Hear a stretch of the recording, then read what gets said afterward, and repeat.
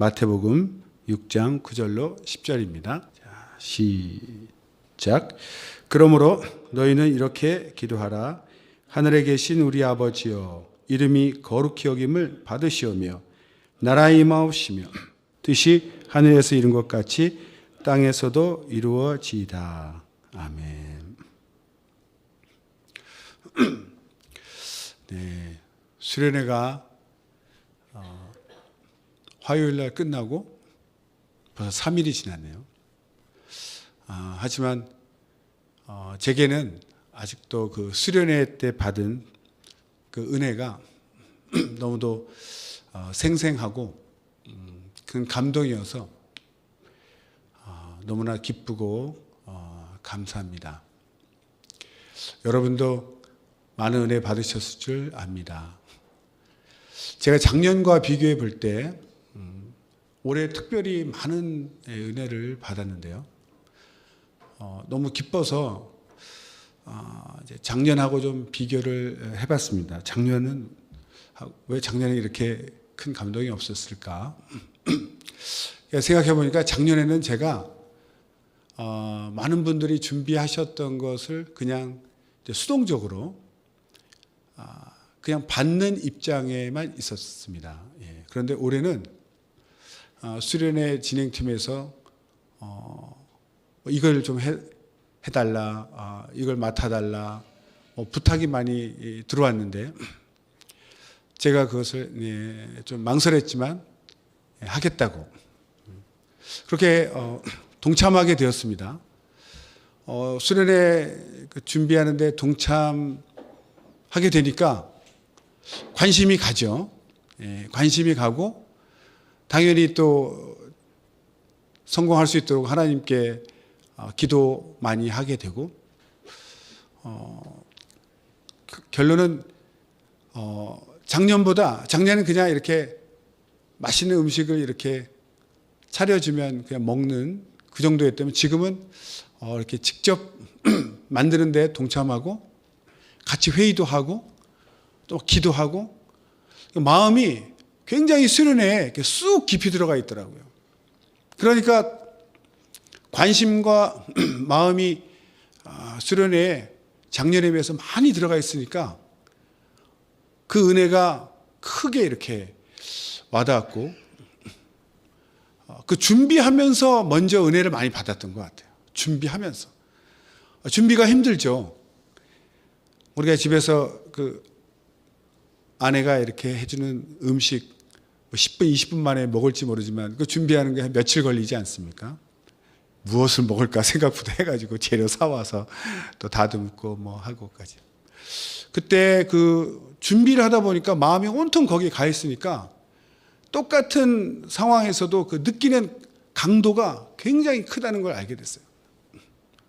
또 이렇게 두 번 집회 때 이제 앞에서 이렇게 찬양하고 뭐 기도할 때 인도자 혼자 힘드니까 화면에는 안 나오지만 이제 밑에서 같이 이제 도와주는 거죠. 뭐 부담 없이 뭐 얼굴도 안 나오니까 마이크 붙들고 막 이제 기도를 돕는 기도를 하다가 막 기도가 점점 이렇게 뜨거워지면서 그런 체험 있으시죠? 이렇게 막 기도가 막 뜨거워지면 몰랐던 막 그 성경이나 이런 말씀들이 막 이렇게 막 기도 가운데 막 깨달아지는 그런 큰 또 은혜를 누렸습니다.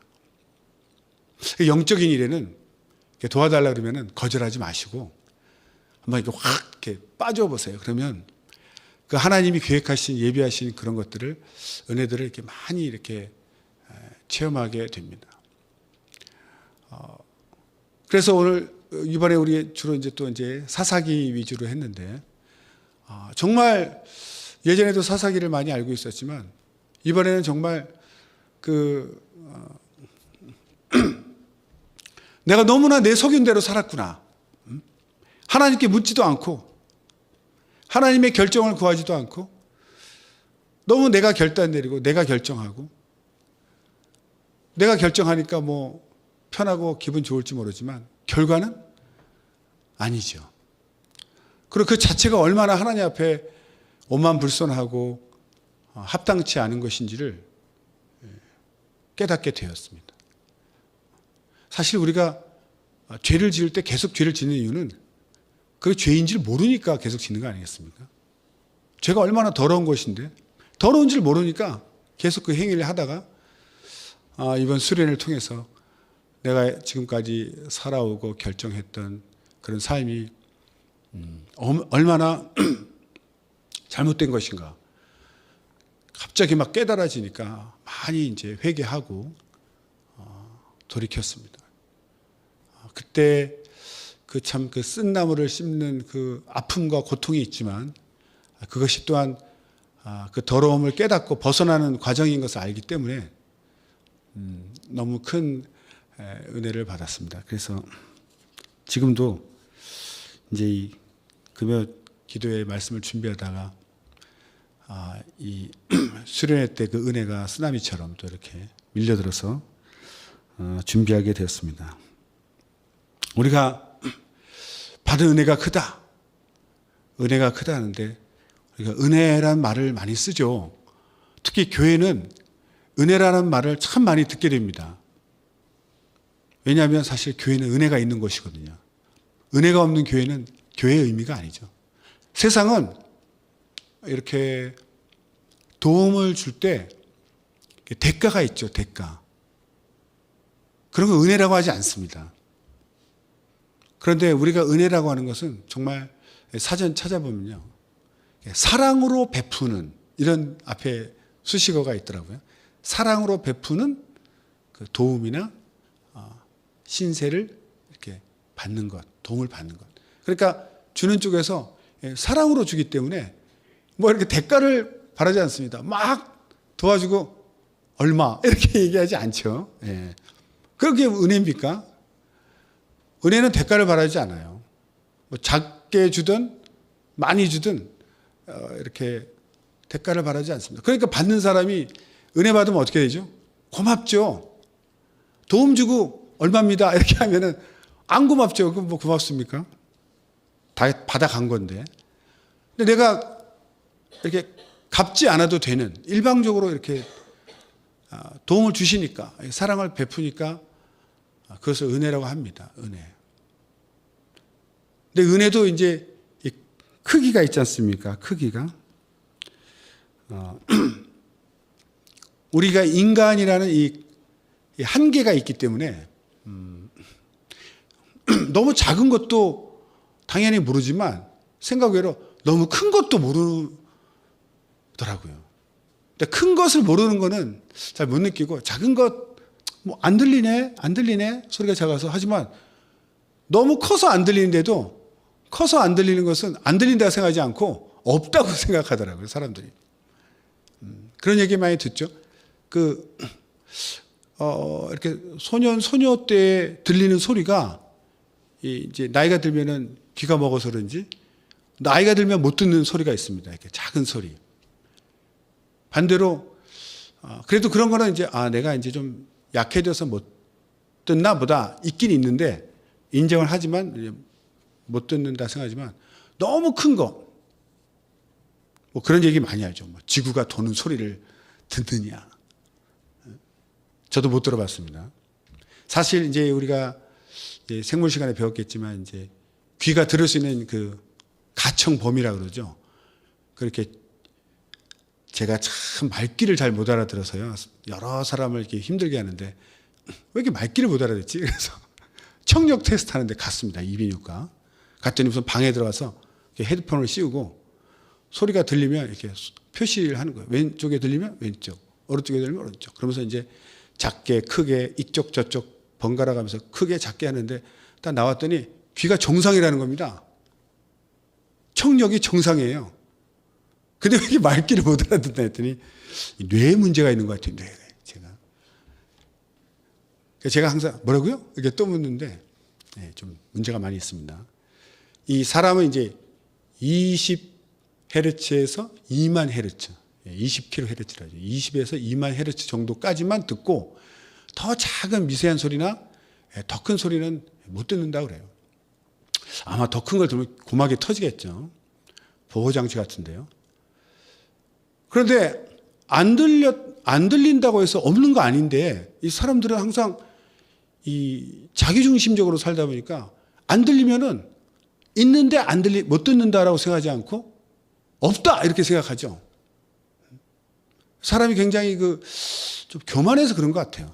자기중심적으로. 반대로 또 진짜가 아닌데도 자기 눈으로 보고 자기 귀로 들으면 진짜라고 또 착각하는 것이 인간입니다.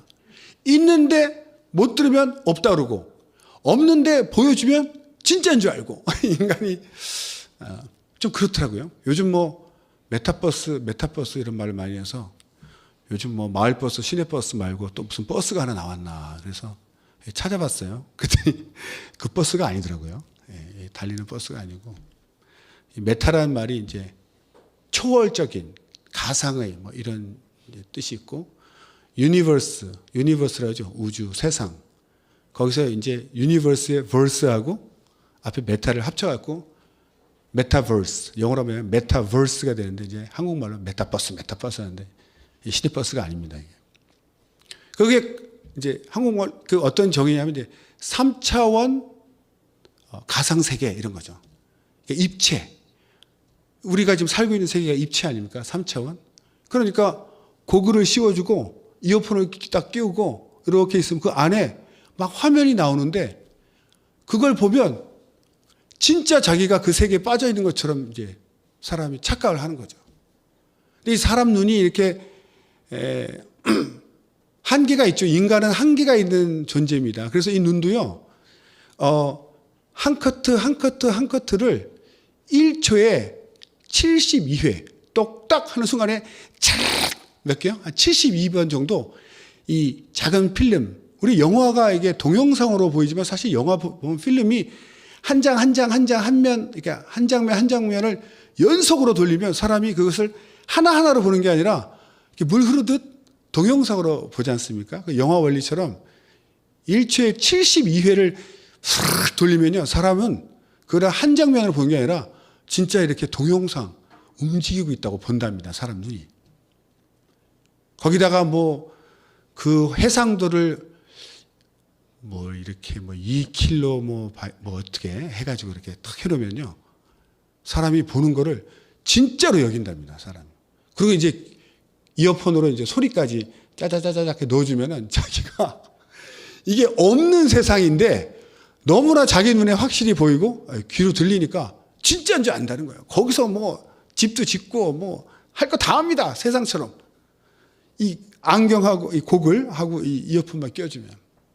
그게 사실이 아닌데도 사람도 그것도 믿죠. 인간이 그렇게 한계가 있기 때문에 그 한계 속에서 너무 이제 자기 중심적으로 생각하는 것 같아요. 믿을 건 안 믿고 안 믿을 걸 믿고.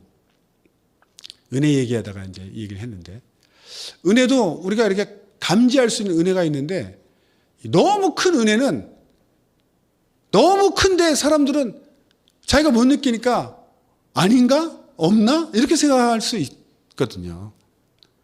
사실 웬만한 은혜는 우리가 감사합니다 이렇게 되는데 부모님의 은혜가 이 땅에서 제일 큰 은혜 같아요.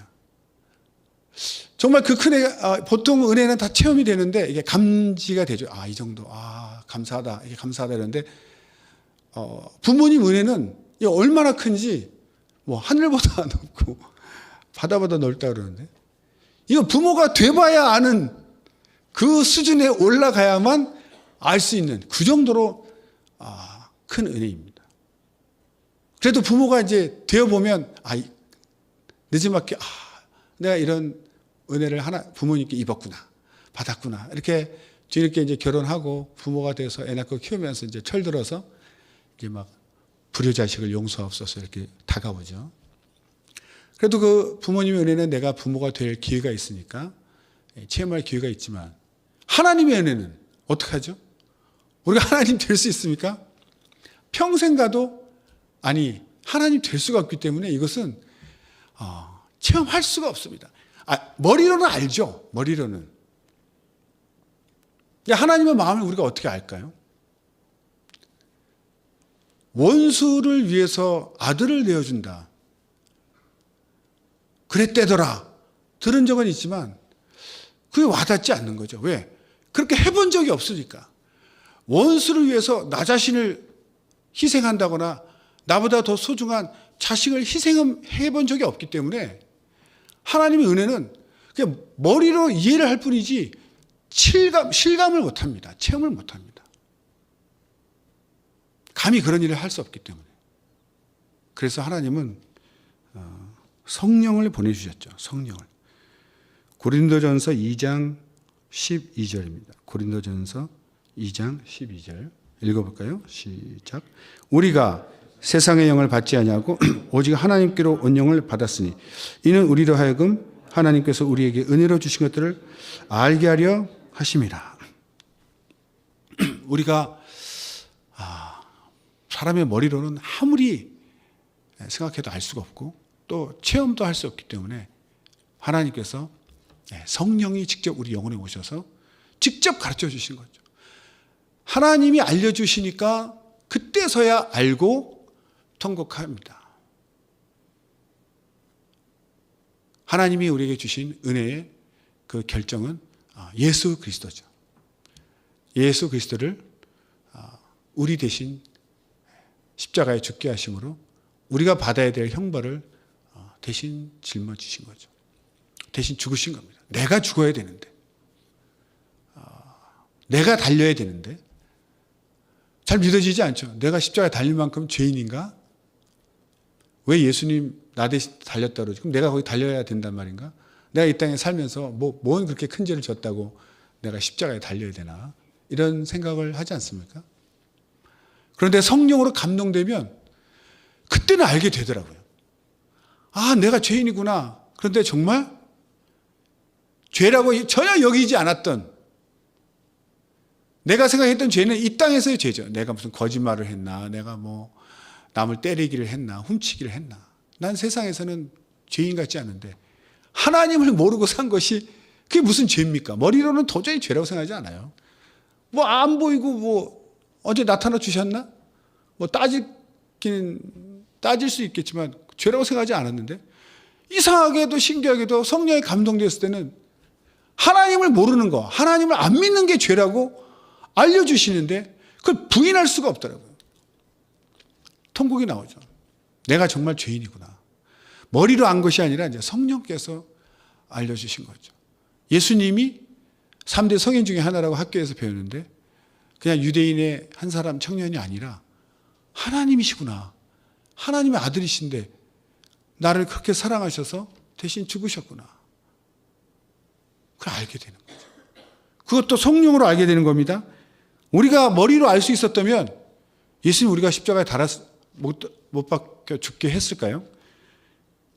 고린도전서 2장 9절 말씀 보겠습니다. 고린도전서 2장 9절 시작. 이 지혜는 이 세대의 관원이 하나도 알지 못하였나니 만일 알았다면 영광의 주를 십자가에 못 박지 아니하였으리라. 정말 예수님이 하나님의 아들이신 것을 우리가 알았다면 어떻게 못을 받겠습니까?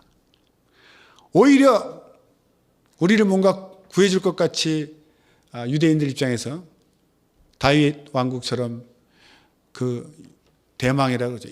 이스라엘을 회복해 줄 것처럼 그렇게 우리를 막 마음을 띄워놓고 갑자기 무력하게 죽으니 그 얼마나 야속하고 원망스럽겠습니까? 오히려 막 죽이지 않습니까? 인간의 지혜로 알았더라면 그렇지 않죠. 성령으로만 알 수 있는 겁니다. 성령으로만.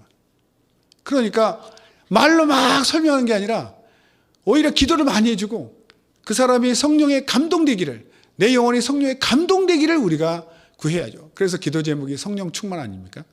성령 충만 받으면 하나님께서 알게 해주시니까 그것을 알게 되는 거죠. 이렇게 우리가 이제 작년에 제가 수련회 때 별로 좀 이렇게 은혜 못 받아, 올해 많이 받았다고 말씀드렸는데, 그러면 하나님이 작년에는 은혜를 조금 주시고 올해는 많이 준비하셨을까요? 설마 그렇게 생각하지 않겠죠. 근데 또 그렇게 생각할 수도 있습니다. 모를 때는. 하나님이 이미 2000년 전에 모든 사랑을 다 쏟아 부어 주셨죠.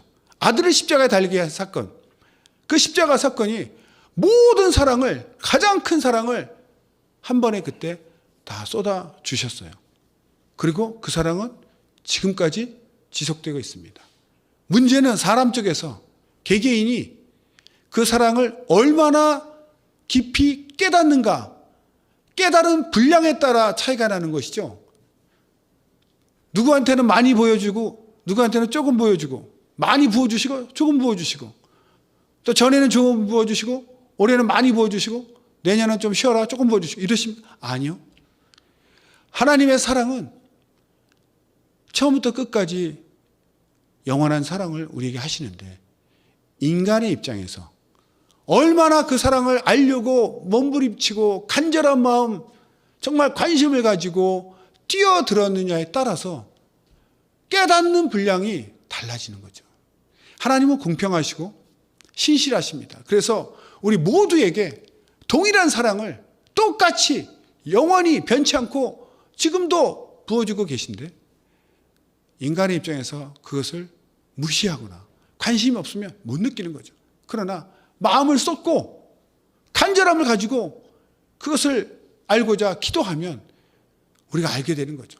해는 항상 떠 있는데 먹구름이 끼면요, 밤처럼 보입니다. 해가 없는 것처럼 완전 밤같이 깜깜한데, 흐린 약한 구름이 끼면 해는 있는데 빛이 약하니까 가렸구나. 그러나 구름이 하나도 없는 날은 쨍쨍하지 않습니까? 이처럼 하나님의 은혜는 여일하게 우리에게 붓고 계신데, 내 심령이 타락하고 마음이 떠나면 못 받는 것이고, 하나님께로 회개하고 돌이켜서 달려가면 달려갈수록 더 크게 더 많이 체험을 하는 것이죠. 그러니까 각자의 문제라고 생각합니다. 은혜를 많이 받고 못 받고는 환경, 하나님 아닙니다. 내 마음의 중심이죠. 시험을 똑같이 치는데 누구는 문제 어렵게 내고 누구는 좋게, 시험지는 똑같은 시험지를 봤는데 왜 누구는 시험이 쉽다 그러고 누구는 시험이 어렵다 그래요? 공부 많이 하는 사람은 쉬운 거고 못한 사람은 모르니까 어려운 거고. 그래서 우리가 정말 수련회 이제는 저도 은혜가 되냐 안 되냐 말을 못 하겠더라고요. 내가 마음을 쏟으니까 더 많이 은혜를 체험하고, 관심이 없을 때는 못 느끼고, 결국 내 문제였구나, 그런 걸 알게 되는 거죠. 은혜를 받으면 사람이 바뀌죠. 은혜는 눈에 안 보이지만 내 마음, 내 영성에 들어와서 내 마음을 감동하기 때문에 사람이 바뀝니다. 그 특징이 뭐죠? 첫 번째로 감사하는 마음이 생깁니다. 감사하는 마음. 은혜와 감사란 말은 이 땅에서 가장 아름다운 말 같고 가장 소중한 말 같아요. 그래서 그런지 이 교회에서 가장 많이 나와야 되고 많이 듣고 싶은 말이 은혜와 감사가 아니겠는가. 하나님은 우리에게 은혜를 끼치시고 우리는 그 은혜 받은 자로서 하나님께 감사하게 되죠. 감사하면서 죄 짓겠습니까? 감사하면서 혈기 낼까요? 감사한 상태에서 싸울까요? 그건 안 되는 것 같습니다. 저는 이렇게 막 찬양하고 그러면요, 이 찬양 시간이 너무나 은혜로운데 가끔 이렇게 어색할 때가 있어요. 우리가 이제 싸움을 많이 해서 그런지, 우리 교회 특징이 그래서 그런지 너무나 전투적으로 살다 보니까 이런 찬양할 때 이 평화로움과 이 부드러움과 이 온유함과 이 평안함이 오히려 어색할 때가 있는 거죠. 워낙 살벌하게 살다 보니까. 이제 이 찬양 시간이 끝나고 이 시간만 이렇게 은혜롭고 또 성도님들 만나고 할 때 또 긴장하고 조심스럽고 책 잡히지 않으려고 또 사리게 되는 그런 상태를 또 생각하니까, 이건 아닌데. 그러나 계속 우리가 찬양하고 은혜 받다 보면 이제 우리 교회도 다 녹겠죠. 그 의심과 경계와 그 받은 상처들이 다 치유가 되면 이제 더 이상 서로가 서로를 의심하거나 경계하거나 헐뜯거나 싸우거나 하지 않겠죠. 그런 날이 속히 오기를 바랍니다. 그래서 은혜를 많이 받은 사람은 감사를 더 많이 하죠. 그 감사 중에 가장 큰 감사가 뭐겠습니까? 저는 생명을 바치는 거라고 생각합니다. 하나님 앞에 감사할 때 여러 가지 모습으로 감사하지만 하나님의 아들이 가장 귀한 생명을 주셔서 그런지 내게 가장 소중한 것을 드리고 싶어지는데 소중한 것들 많이 드리죠. 돈도 주고 시간도 드리고 뭐 내 모든 걸 드리지만 가장 마지막에 가장 큰 것을 드릴 때는 바로 내 가장 소중한 내 생명을 하나님께 드리게 된다. 그래서 순교할 수 있는 것 같습니다. 사도행전 20장 23절 24절 사도행전 20장 23절 4절 읽어보겠습니다. 시작. 오직 성령이 각성해서 내게 증거하여 결박과 환난이 나를 기다린다 하시나 나의 달려갈 길과 주 예수께 받은 사명 곧 하나님의 은혜의 복음 증거하는 일을 마치려면은 나의 생명을 조금도 귀한 것으로 여기지 아니하노라. 아멘. 사도 바울도 그렇게 고생하고 복음을 전하러 전 세계를 다니다 마지막에는 자기를 이제 결박이 기다린다. 잡혀서 죽을 수도 있고 모든 자유를 잃고 죽을 수도 있는데 그런데도 그 일을 행할 수 있는 것은 이미 마음속에 내 생명을 조금도 귀한 것으로 여기지 않는다. 하나님 앞에서. 왜? 하나님도 내게 생명을 주셨는데 인간이 나의 생명 정도야. 그러니까 사도 바울은 하나님의 은혜를 크게 체험한 사람이죠. 그러니까 자기 모든 인생을 드리고 자기 생명까지도 아까워하지 않고 드리게 되었습니다. 이렇게 감사하는 마음이 생기고 또 하나는 두 번째 용서하는 마음이 생기죠. 용서. 하나님의 은혜가 구체적으로 무엇입니까? 용서받은 거지 않습니까? 구원받은 것. 죄를 용서받아서 구원받은 것이기 때문에 용서받았다는 것을 압니다. 은혜 받았다. 우리가 은혜 받았다는 말을 많이 하는데 용서받았다는 걸 아는 거죠. 내가 이렇게 죄인인 것을 깨닫는데 그걸로 끝나는 것이 아니라 그런 나를 이미 내가 죄인인 걸 알고 계시고 앞으로도 죄 지을 걸 알고 계시면서도 끝까지 나를 사랑하셔서 끝까지 끝없이 용서하신다는 것을 알기 때문에 신기하게도 다른 사람을 용서할 마음, 용서할 능력이 생기죠. 하나님께는 용서받고 의뢰받아서 감사하지만 또 누가 나에게 죄를 지으면 내가 용서받았으니까 용서해야 된다는 것을 당연하게 알게 되는 거죠. 1만 달란트 100데나리온 그 비유가 당연한 거 아닙니까? 용서하는 능력이 생기고 또 하나 깨달은 것은 내 안에 하나님 나라를 세우게 됩니다. 오늘 본문에 나라에 임하옵시고 이런 말이 있죠. 그 말 때문에 제가 본문을 택했는데 하나님의 나라가 내게 임해달라고 기도합니다. 하나님 예수님이 알려주신 기도에서 하나님의 나라가 이 땅에 임하게 해달라고 주의 뜻이 이 땅에 이루어지게 해달라고. 하나님의 나라는 뭡니까? 우리가 우라노스라고 해서 하나님과 천사들이 있는 천상 하늘을 생각합니다. 이 땅은 죄인들이 사는. 그러나 조금 영적으로 이렇게 구분해 보면은 하늘은 뜻이 하늘에서 이룬 것 같이 땅에서도 이루어지게 해달라. 이것은 하나님의 뜻이 이미 이루어진 곳. 이것을 하늘이라고 얘기하고요.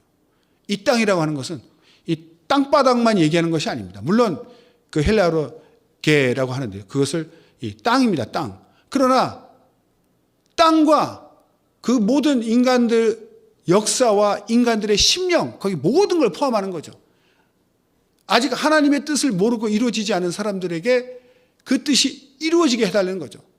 하늘은 이미 하나님의 뜻이 이루어진 곳이고 그것이 이제는 이 땅에 사는 사람들 하나님 인간 세계에도 그 뜻이 이루어지게 해달라는 거죠. 하나님의 나라 바실레이아 하나님의 나라는 하나님이 통치하는 것입니다. 하나님의 주권이 미치는 것이죠. 그러나 죄인들은 하나님과 분리되어 있으니까 하나님이 통치하지 못합니다. 하나님이 받아들이지 않아요. 그것이 임하게 해달라는 거죠. 그래서 내 영혼에 하나님 나라가 임한다는 것은 바로 나라의 주인 되시고 왕 되신 하나님이 나를 하나님의 나라로 정복해 주시고 나를 통치해 주시고 나의 왕이 되어 주시옵소서. 이렇게 간구하는 것이죠. 그런데 이스라엘 백성이 가나안 땅에 들어갔을 때 젖과 꿀이 흐르는 것을 그냥 받은 것이 아니라 거기 있는 이방 민족, 잔인한 제사를 지내는 이방 민족들 다 내쫓아야 되는 것처럼 이미 내 안에는 하나님 나라가 임하기 전에 내가 왕이었고 내가 세운 나라가 있다는 것이죠. 각종 욕심과 자기 야심, 야망들로 이루어진 한마디로 우상의 세계가 내 안에 있었습니다. 이것을 내가 무너뜨려야 되는 거죠. 회개하고 무너뜨리고 비운 다음에 문을 활짝 열어야 왕이 진격해 오시고 하나님 나라가 내게 임하여지고 하나님의 뜻이 이제 내게도 이루어지는 것이죠. 결국 내가 먼저 회개함으로써 내 나라, 이 우상의 나라, 내 욕심, 내 생각으로 세워진 모든 것들을 다 무너뜨리고 깨끗이 정리하고 주님을 받아들여야 하나님 나라가 내 영혼에 임하고 하나님 나를 통치하시는 거죠. 사사기를 통해서 배운 게 그거였습니다. 내가 결정하고 내 소견대로 내가 왕이었더라고요. 내가 세운 나라에 내가 왕. 그것이 내 마음에 가득하니 얼마나 이기적이고 얼마나 나 중심적으로 살았습니까? 그러니 하나님께 묻지도 않고 예수 믿는다고 하면서도 하나님께 묻지도 않고 내가 결정 내린 것이 그런 삶을 살았다는 걸 이번에 알게 된 거죠. 아, 내가 회개하지 않았구나. 아직도 회개를 덜 했구나. 그래서 이제는 정말 나도 모르는 사이에 내 영혼에 세운 내 나라를, 그 우상의 나라를 다 타파하고 무너뜨리고 정말 주님의 나라를 내 영혼에 임하게 왕으로 오셔서 나를 통치하시도록. 그러니까 이제는 내 소견대로가 아니라 항상 하나님께 물어야죠. 하나님 어떻게 할까요? 늘 주님 왕에게, 주인에게 여쭙고 주의 결정을 따를 수 있는 그런 것이 바로 주의 나라가 내게 나라에 임하옵시고 뜻이 하늘에서 이룬 것 같이 이 땅에서 곧 내 영혼에 이루어지기를 바라는 것이죠. 우리가 기도할 때 정말 내 안에 있는 모든 것들이 허물어지고 무너질 때 하나님 나라가 임하게 됩니다. 그때 내가 몰랐던 그 모든 것들이 하나님의 은혜라는 것을 알게 되는 거죠. 처음에는 하나 둘씩 이것도 은혜 저것도 은혜 하다가 나중에는 모든 것이 하나님의 것인데 하나님의 것이고 하나님의 나라에 내가 살면서 세도 내지 아니하고 마냥 내 것이냐 거의 뭐 강도같이 산 거죠. 주인이 따로 있는데 주인한테 세도 안 내고 물어보지도 않고 다 내 것이냐 나를 위해 내가 주인이다 생각하고 그저 끌어썼는데 알고 보니까 주인이 있더라 이거죠. 그러니 이건 완전 날강도같이 산 거 아닙니까? 이제는 철저하게 쓸 때마다 하나님께 감사하고 내가 이렇게 그동안 쓴 거 또 회개하고 이제는 하나님이 은혜로 주신 것들을 쓰면서 감사하는 마음으로 은혜를 깨닫는 자가 되어야 될 것입니다.